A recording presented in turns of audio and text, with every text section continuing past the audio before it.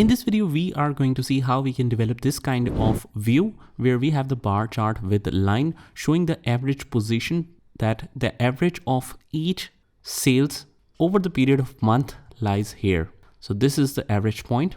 How we can develop this? Let's see. First of all, let's insert a new sheet and let's write average line here. After that, let's put the date here in the columns and let's put the sales amount in the rows. And since this is arranged only year wise, we will turn it to months. And this is for the line chart, right? So we are going to convert it into a bar chart. And if you want to see a full view, let's switch it to entire view. Here is our final bar chart. But let's say that we want to put an average line. It's very simple to do in Tableau. Just go to the analytics and we have a constant line, average line, and all of these customizations here.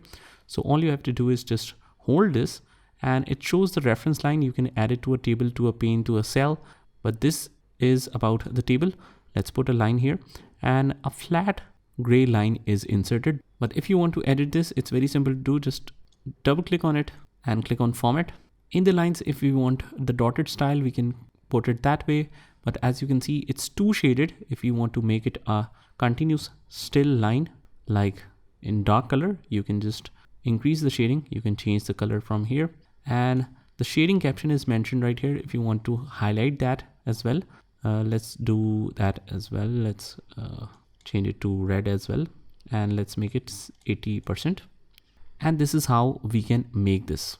Now let's see our second example where we can combine the bar charts and line charts on the top of each other. And it looks beautiful. It's very useful, especially in the presentations. You have seen this kind of chart many times and it's very simple to develop in Tableau. So what you can do is just insert a brand new sheet and let's make it line with bar charts, something like that. Let's put the date in the columns and the create sold this time, I'll put it in rows. Let's switch it to months and let's get the entire view. And let's put the create sold again to the rows. What this will do is this will divide it into two charts. But first of all, let me just go back to the simple one. Okay, so this one was our first chart. First of all, I'll convert this one to bars. And after that, we will put the create sold again to the rows. What this will do is this will divide it into two charts. But the second one, what we can do is just change this chart to lines. And then one is line, one is bar. And we don't have double measures. So I just use create sold for both of the examples, but you can use any other criteria. Let's say the sales amount. If it looks nice, you can put that as well. So you can put it this way, but the second one, let's convert it into a line. And now we want to merge both of these and we already know how to do that. Just click on the second criteria, set it to dual access from the drop down, and we have this as combined chart. Let's switch it to entire view. And this is how you can do it. After that, if you want to customize this line, like let's say we want to increase the size of it, we want to add data points to it, like this one.